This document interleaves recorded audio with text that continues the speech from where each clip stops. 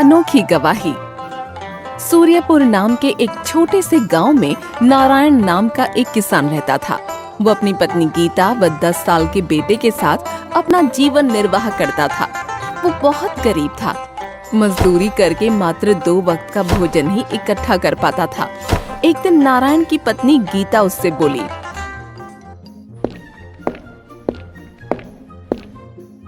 सुनो जी, पहले हम 2 थे, तभी परिवार का गुजारा मुश्किल से हो पाता था। अब तो अमर भी बड़ा हो गया है, इसलिए मैंने एक बात सोची है। तुमने क्या बात सोची है गीता? आज से खेत खलिहानों में मैं भी मजदूरी करने जाया करूंगी। गीता, मैं तुम्हें कोई भी सुख नहीं दे पाया। अपना जीवन तुम्हें गरीबी में ही बिताना पड़ा। दुखी क्यों होते हो जी? सुख दुख तो जीवन में आते ही रहते हैं। और फिर हम एक गाड़ी के 2 पहिए ही तो हैं। दोनों को एक समान चलना चाहिए, तभी गृहस्थी की गाड़ी ठीक ढंग से चल पाती है। तुम ठीक कहती हो गीता।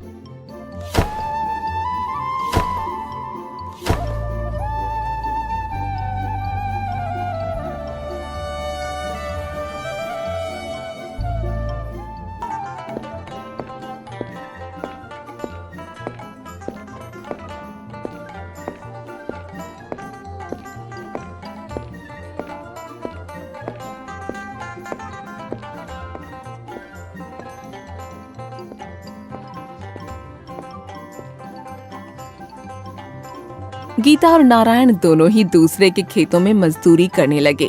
वो खूब लगन से मेहनत करते, लेकिन फिर भी उनकी आमदनी में कोई बढ़ोतरी नहीं होती। 2 समय के भोजन के अलावा वो कुछ भी नहीं कमा पाते। धीरे धीरे अमर भी 12 साल का हो गया। एक दिन फिर से नारायण निराश मन से गीता से बोला, गीता, सब पूर्व जन्मों के पापों का फल है। इतने वर्षों में तो कूड़े के ढेर के दिन भी आते हैं। फिर हमने ऐसा कौन सा पाप किया है जो गरीबी हमसे चिपक कर रह गई है? सब ईश्वर की माया है। अब तो वही हमें आगे का रास्ता बता सकते हैं।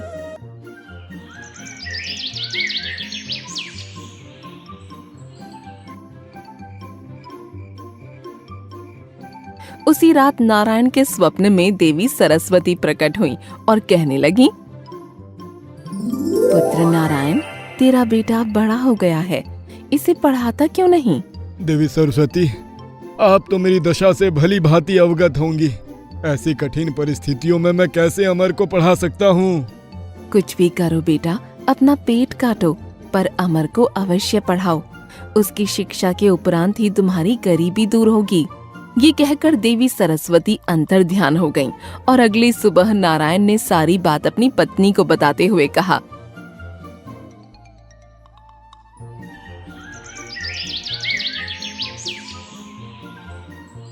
गीता, आज रात माँ सरस्वती मेरे सपने में आई थी। वो कह रही थी, अमर को शिक्षा प्राप्त होने के बाद ही हमारी गरीबी दूर हो सकती है। सुनो जी, तुम आज ही अमर को लेकर काशीनाथ चले जाओ। काशीनाथ? लेकिन वहाँ क्यों? काशीनाथ में विश्व गुरु नाम के विद्वान रहते हैं। शिक्षा जगत में उनका बहुत बड़ा नाम है। तुम अमर को विद्या अध्ययन हेतु उनके पास ले जाओ। गीता, इसके लिए तो बहुत अधिक धन की आवश्यकता होगी। कहाँ से आएगा इतना धन? इसके लिए तो लाला के पास ही चले जाओ। लाला के पास? हाँ, ले देकर गांव में वही तो महाजन है। अमर की शिक्षा के लिए उन्हीं से कर्ज ले लो। गीता, लाला अत्याचारी महाजन है। वो हमेशा गरीबों का शोषण करते हैं। वो बहुत अधिक ब्याज पर कर्ज देते हैं और समय पर कर्ज ना चुकाने पर वो बहुत क्रूर हो जाते हैं। तुम ऐसे महाजन से उधार लेने की बात कर रही हो? इसके अलावा और कोई रास्ता भी तो नहीं है जी। कुछ भी हो, जब साक्षात माँ सरस्वती ने अमर को शिक्षा दिलवाने को कहा है, तो हम अपने बेटे को शिक्षा अवश्य दिलवाएंगे। परंतु ऋण लेने के लिए हमारे पास गिरवी रखने के लिए है ही क्या? लाला बिना कोई वस्तु गिरवी रखे किसी को धन नहीं देते। तुम ये घर गिरवी रख दो। ये क्या कह रही हो तुम? सिर छुपाने का यही तो एक आसरा है।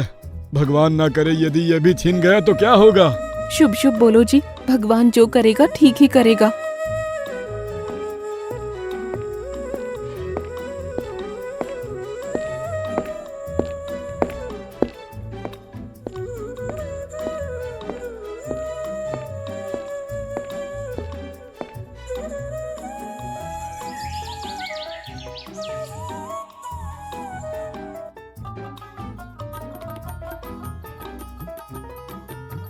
फिर उसी दिन नारायण लाला के घर जा पहुंचा और कहने लगा, राम राम लाला जी। कहो नारायण, कैसे आना हुआ आज? लाला जी, एक अर्ज लेकर आया हूँ आपके पास। कहो नारायण, क्या अर्ज है तुम्हारी? लाला जी, मुझे थोड़ा कर्ज चाहिए। कर्ज? किस लिए? मैं अपने बेटे को पढ़ाना चाहता हूँ लाला जी, इसलिए मुझे कर्ज चाहिए था। ओहो, लेकिन तुम कर्ज लोगे किस पर? गिरवी रखने के लिए तुम्हारे पास है ही क्या? लाला जी, तुम तो जानते ही हो मैं कितना गरीब हूँ। ले देकर एक झोपड़ी ही है मेरे पास, बस उसी झोपड़ी को आपके पास गिरवी रख दूंगा। सौदा बुरा नहीं है। नारायण ऋण तो चुका नहीं पाएगा, तो फिर उसकी झोपड़ी पर मेरा कब्जा हो जाएगा। हाँ, मैं तुम्हें 10 सोने के सिक्के उधार दे सकता हूँ। ठीक है लाला जी। इसके लिए मैं तुमसे एक कागज पर अंगूठा लगवाऊंगा और 10 साल की मोहलत भी दूंगा। अगर 10 सालों में तुम कर्ज ना चुका पाए तो तुम्हारी झोपड़ी पर मेरा अधिकार होगा। मुझे ये स्वीकार है लाला जी। फिर लाला ने एक कागज पर नारायण का अंगूठा लगवा लिया और उसे 10 सोने के सिक्के भी दे दिए, जिसे लेकर नारायण ने लाला का शुक्रिया अदा किया।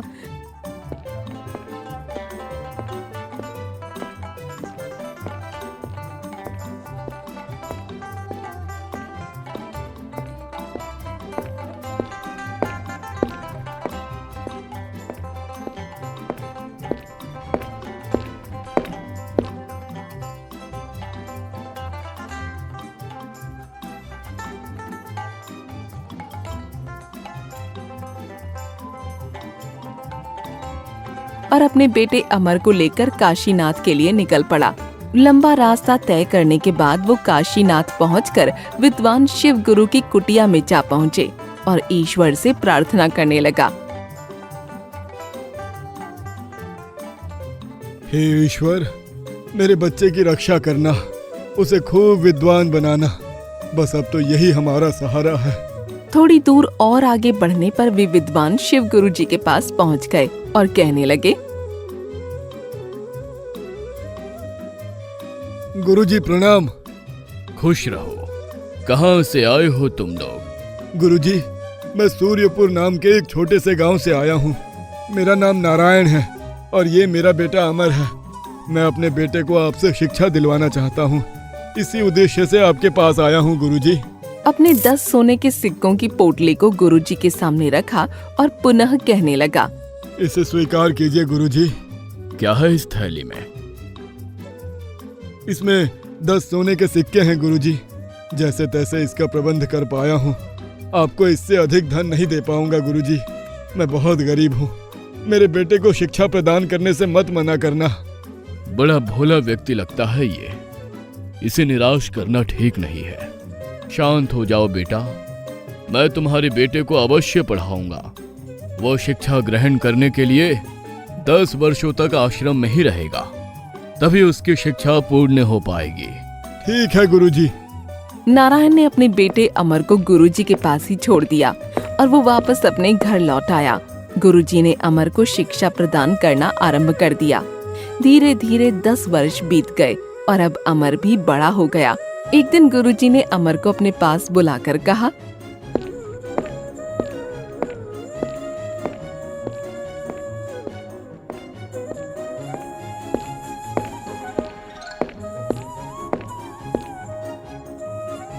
पुत्र अमर, आज तुम्हारी शिक्षा पूर्ण हुई। तुम हमारे शिष्यों में सबसे मेधावी छात्र हो। इस पर मुझे हमेशा गर्व रहेगा। गुरुदेव, सब आपकी कृपा का फल है, वरना मैं किसी योग्य था। बेटा, अब तुम अपने माता पिता के पास लौट जाओ। तुम्हारी प्रतीक्षा में वो ना जाने कब से बाट जो रहे होंगे। कैसे होंगे मेरे माता पिता? ना जाने वे कब से मेरा इंतजार कर रहे होंगे।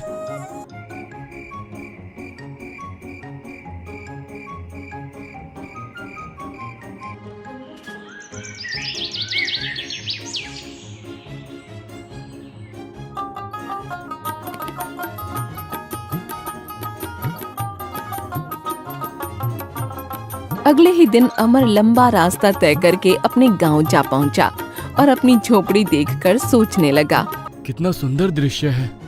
कितना समय हो गया जब मैं यहाँ से गया था।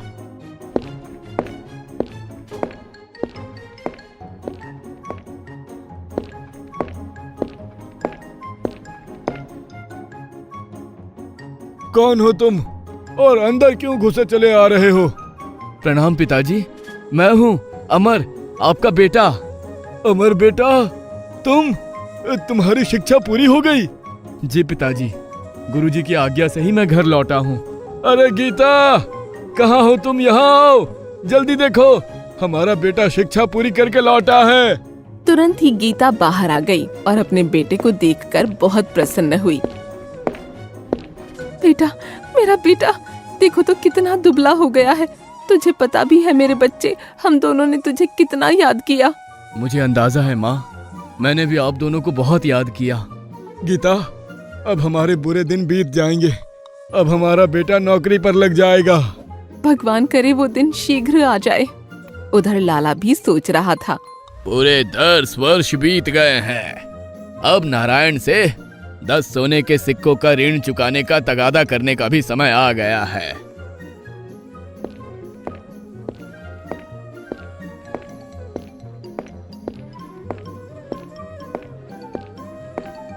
वो तुरंत ही नारायण की झोपड़ी की ओर चल दिया। जब वो झोपड़ी के पास पहुंचा तो सामने अमर को खड़ा देख सोचने लगा।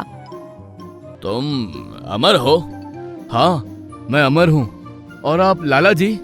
ओह, भूले नहीं तुम मुझे? लाला जी, तुम भी कोई भूलने की चीज हो? कहो, कैसे आना हुआ आपका? तुम्हारे माता पिता कहाँ है? अमर ने लाला की बात का कोई जवाब नहीं दिया तो लाला का पारा चढ़ गया। वो तुनक कर बोला, बताते क्यों नहीं? तुम्हारे माता पिता कहाँ है? सुनो लाला जी, मेरे पिताजी जिंदा पेड़ों को काटने और मुर्दा पेड़ों को रोपने गए हैं। क्या?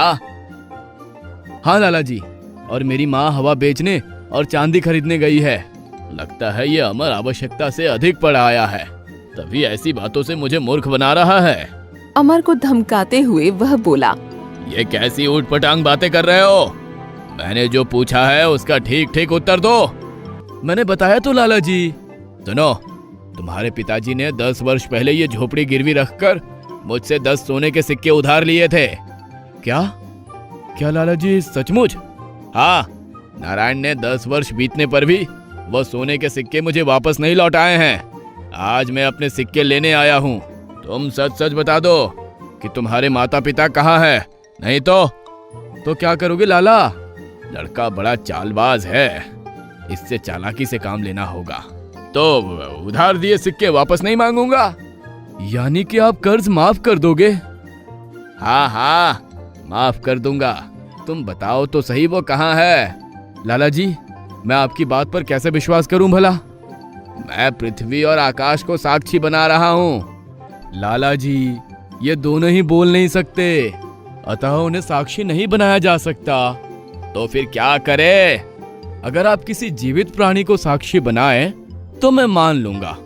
ये बित्ता भर का छोकरा तो हाथ ही नहीं जमने दे रहा है, पर मैं भी कोई कम नहीं हूँ।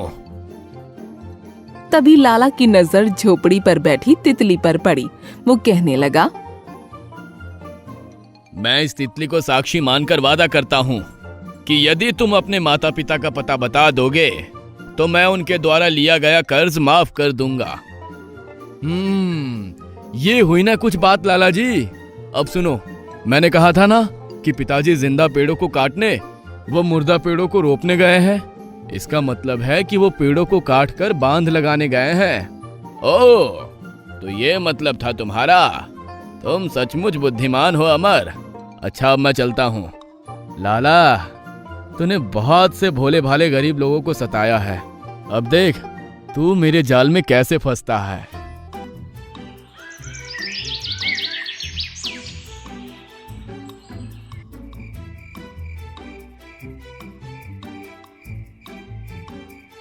जब शाम हुई और नारायण घर लौटा तो अमर ने सारी बात अपने पिता को बताई। पिताजी, लाला आया था। ओह, अब क्या होगा? पिताजी, आप घबराओ नहीं, मैं आ गया हूँ। उस जमाखोर लाला से मैं निपट लूंगा। तुम? लेकिन कैसे बेटा? लाला बहुत चालाक है। आप घबराओ नहीं पिताजी, ईश्वर जो चाहेगा वही होगा।